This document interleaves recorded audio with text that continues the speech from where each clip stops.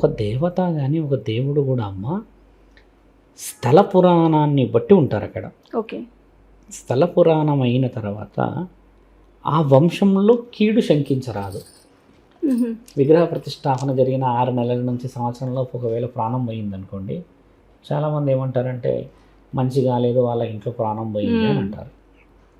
ఒక వర్షన్. రెండో వర్షన్ అసలు దేవుడు విగ్రహంలోనే లేడు అని అంటారు కదా. నువ్వు చేసిన దాంట్లలో విగ్రహ ప్రతిష్టాపన చేసినావు అని అర్థం. ప్రాణ ప్రతిష్టాప చేయడానికి ముందుకు వస్తలేరు ఈ మధ్య. మళ్ళీ ఈడ మళ్ళీ తిరకాసుకొచ్చాను. ఇప్పుడు మళ్ళీ ఇంకెవరెవరు ఎగబడతారో ఎందుకు చెప్తున్నాడు రుద్ర వచ్చి అట్లా చెప్తున్నాండి.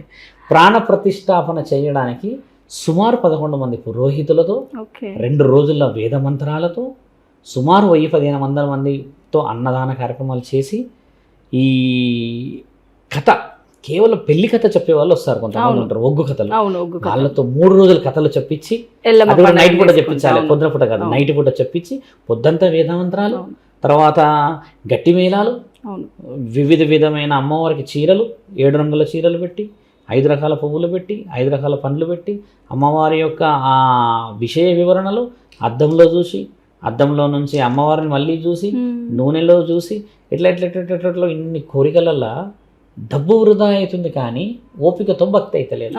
ఒక వేద మంత్రం చదువుతుంటమ్మా అవతల వ్యక్తికి పూనకం వచ్చేటట్టు చదువుతాడు లేదు అసలు. ఓ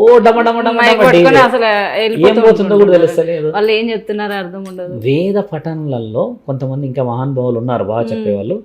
విగ్రహ ప్రతిష్టాపన చేసిన విగ్రహం పేరు ప్రఖ్యాతలు సంపాదించడం చాలా తక్కువ.